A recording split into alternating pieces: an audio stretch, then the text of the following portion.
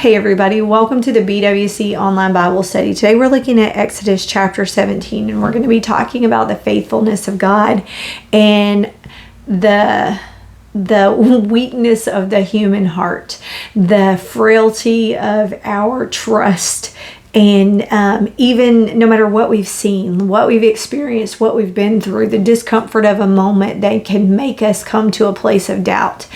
And then we're also going to be talking about generations and how much we need each other. So Exodus 17, we're going to start off in verse 1. I hope this is inspiring you to crack open your Bible, to begin to read the Word of God for yourself, to grow deeper in your relationship with God. Because, as you open up the Bible, as you read the Word, God's going to speak something to your heart that you're going to need for the moment. As I open up the Bible, as I read the Word, God's speaking things to my heart that I need in the moment. He's going to give me words to bring to you, but there's something special that happens when you open it up for yourself, when you seek God on your own and you begin to just open your heart to what it is that He has to say to you.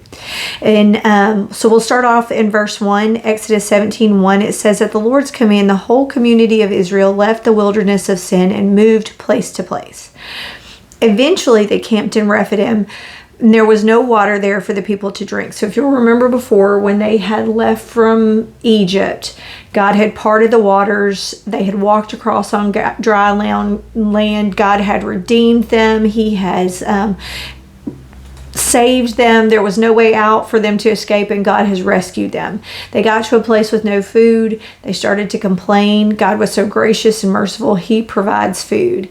And here they are again with a new challenge, but they still haven't learned the lesson yet, because again they complain. They aren't taking it to God. They aren't seeking God. They aren't asking God. They aren't trusting Him when they know that He's trustworthy. I mean, how could you not know He's trustworthy at this point, right? But how are our hearts the same as theirs are? It's easy to judge from this side of it because we already know how this is going to end. But for them in the moment, they're thirsty. And they are needing something to drink, and they are in a difficult situation. It's not easy always following God. When you're following God, there's grace there, there's mercy there, there's love there, there's provision there, but it's not always just simple and easy. And it says, "So once again, the people complained against Moses. 'Give us water to drink,' they demanded. 'Quiet,' Moses replied. 'Why are you complaining against me, and why are you testing the Lord?'" So how many times do we even do this where you're just looking for somebody to blame when a situation is hard and difficult? Like, this is hard, this is bad, and I'm looking for somebody to blame. And so Moses was the easy scapegoat for them because he is the one who is leading.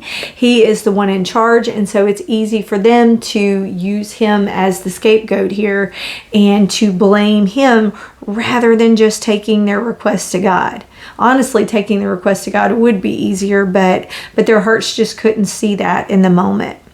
It says, "Then Moses cried out to the Lord." So the difference in what they did versus what he did. And thankfully, they have this leader who loves the Lord and who is patient and whose heart is for them and for God. It says, "And Moses cries out to the Lord, 'What should I do with these people? They are ready to stone me.'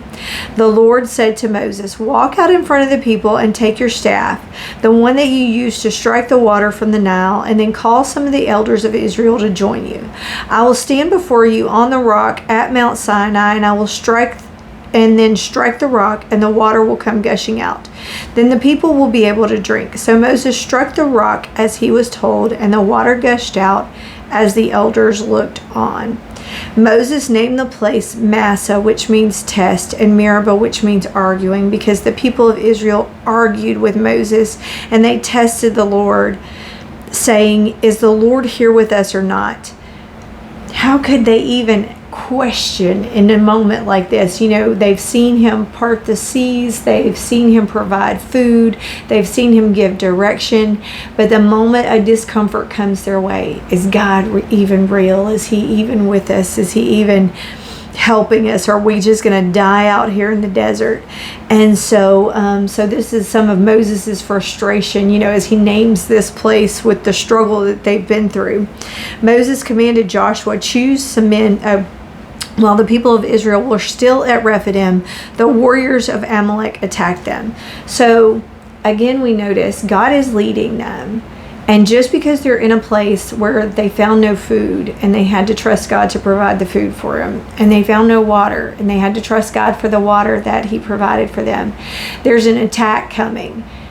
Just because all these things are happening doesn't mean it's not the place that God's leading them to. Sometimes the Lord will lead you to do difficult things and expect you to trust Him in the middle of it because He's got it.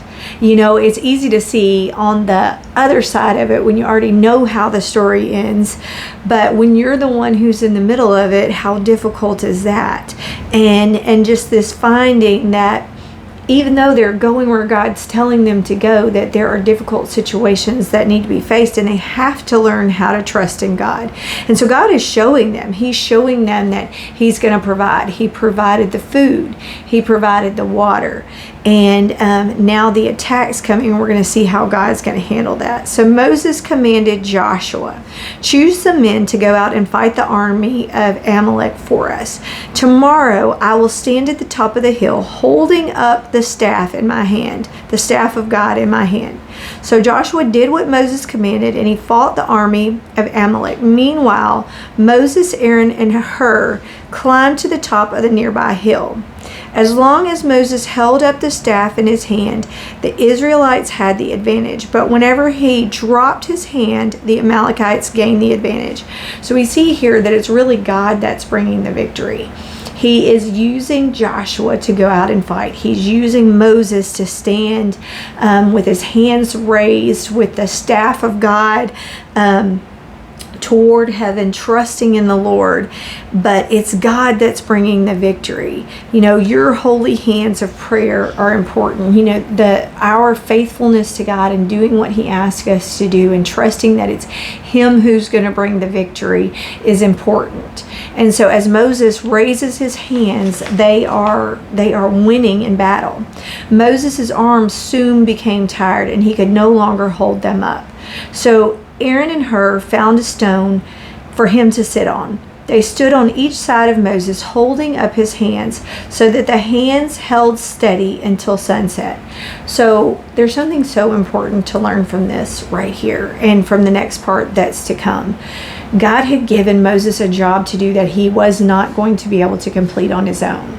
He had to hold that staff up so that Israel could win this victory. Joshua's down there fighting, and that next generation is coming along, and Moses had to stand in prayer.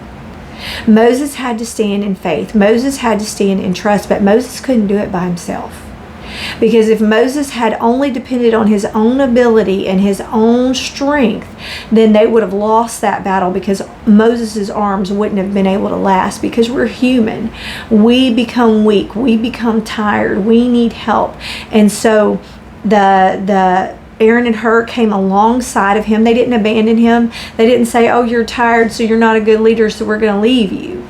They came alongside of him and they helped hold his arms up when he wasn't strong enough to do it anymore. And it says, as a result, Joshua overwhelmed the army of Amalek in battle. Joshua could not have done it without Moses. Moses could not have done it without Aaron and Hur. And none of it would have happened without God. They would have still been prisoners and slaves in Egypt. But God was bringing the victory. And it says, after the victory, the Lord instructed Moses, write this down on a scroll as a permanent reminder and read it out loud to Joshua. I will erase the memory of Amalek from under heaven. So Moses built an altar there and named it Yahweh Nisi, which means the Lord is my banner. He said, they have raised their fist against the Lord's throne, and now the Lord will be at war with Amalek generation after generation. He said, write this down. Joshua was there Why did Joshua need it written down for him? Joshua saw it. Joshua felt it. Joshua was in the middle of it, but Joshua was the next generation.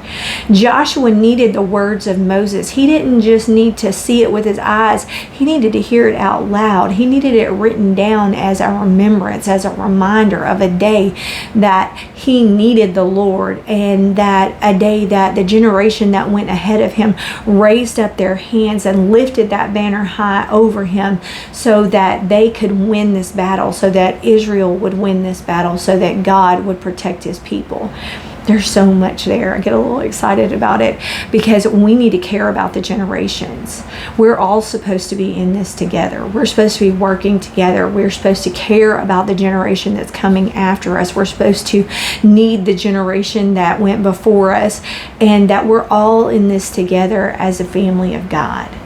And so that's what I want to leave you with today, Exodus 17. We got to be there for each other.